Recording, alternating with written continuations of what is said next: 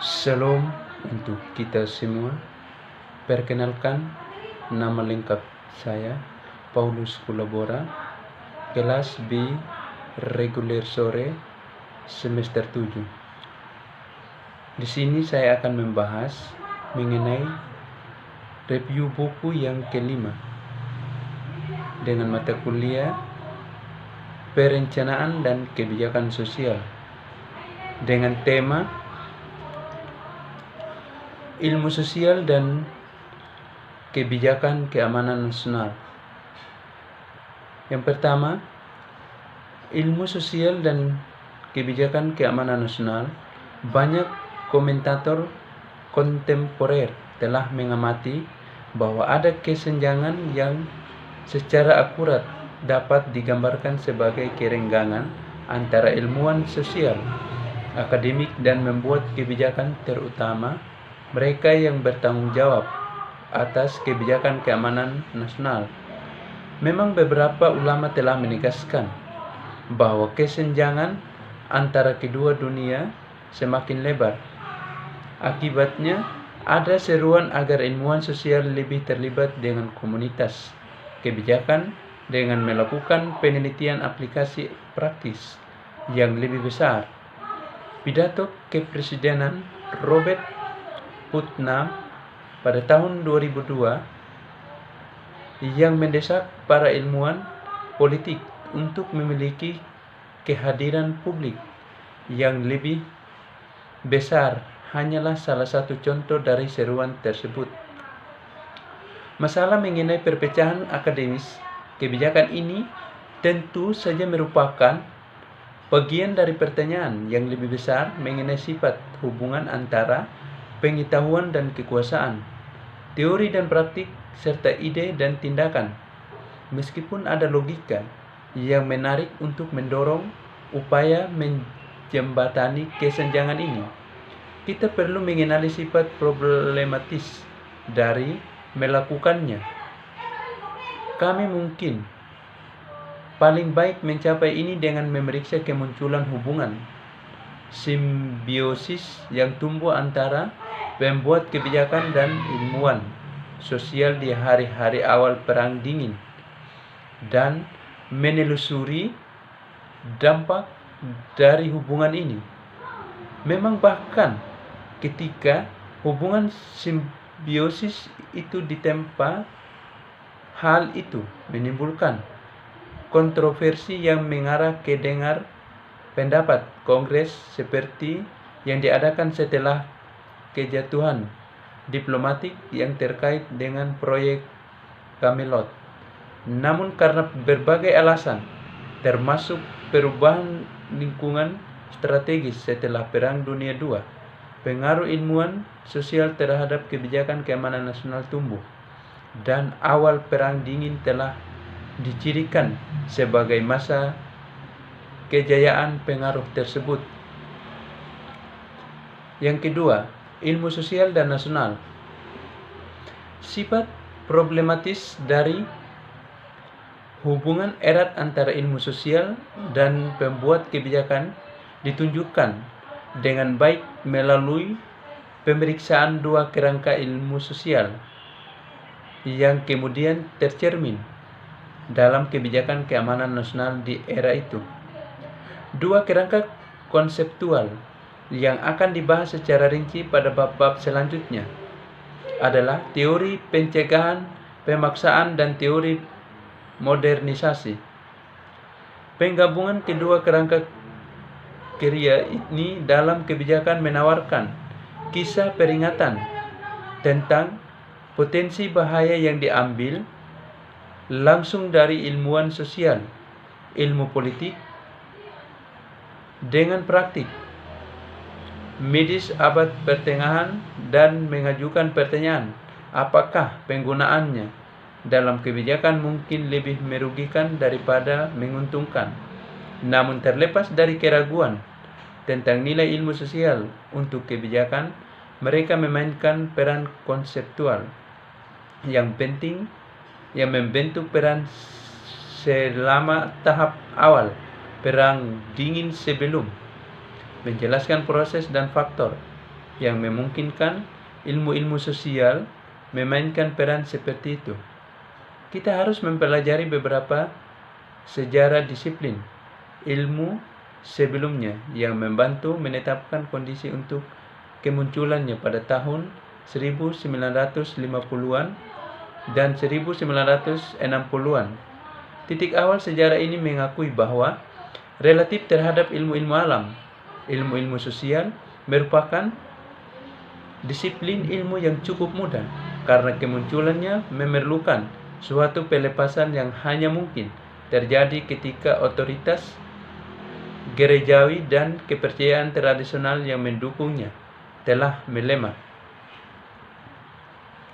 Yang ketiga, ilmu sosial dan nasional. Namun untuk disiplin ilmu lain, kerugian tumbuh dari sifat kontribusi yang lebih ambigu dan tersebar dari ilmu sosial yang dibuat untuk perang. Sebaliknya, ilmu pengetahuan alam memberikan sumbangan yang sangat nyata dan dramatis. Tidak sedikit di antaranya adalah bom atom dari kontribusi positif untuk inovasi dalam persenjataan. Ini muncul keyakinan yang hampir religius pada kekuatan sains untuk mengubah hubungan internasional. Kontribusi yang jelas dari sains diperkuat oleh perbedaan organisasional. Upaya para ilmuwan alam mengadakan organisasi pusat dalam bentuk kantor penelitian dan pengembangan ilmiah.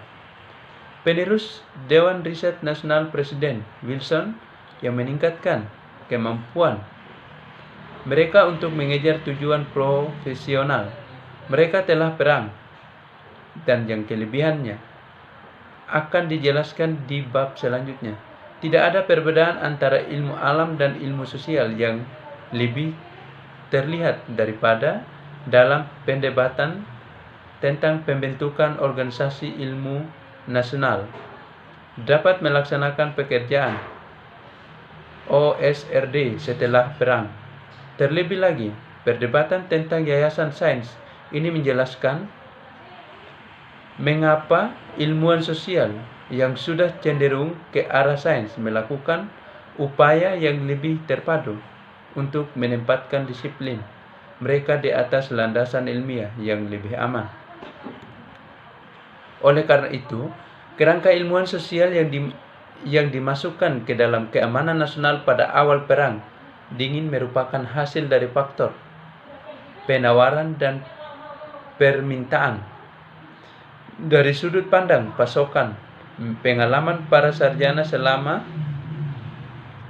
Perang Dunia II membuat mereka siap untuk terus memberikan kontribusi pada kebijakan. Namun, lebih dari itu, kesiapan dibutuhkan agar teori-teori ilmu sosial memasukkan ranah kebijakan. Diperlukan 3 jalur atau proses yang saling terkait.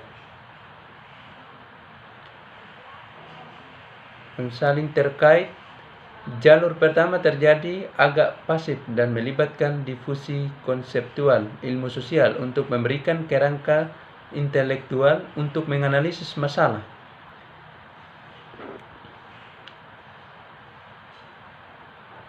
Yang berikut, ilmu pengetahuan alam dan kebijakan publik. Wawasan dari sejarah dan filsafat ilmu. Sejauh Lucian Pie benar untuk menyarankan bahwa ilmu sosial memuja citra sains yang terdistorsi dan aneh. Distorsi itu berputar di sekitar 2 aspek. Aspek pertama berkaitan dengan sifat konseptual, fitur teoritis sains. Setiap diskusi tentang ciri sains ini tentu menyentuh beberapa masalah di jantung filsafat sains.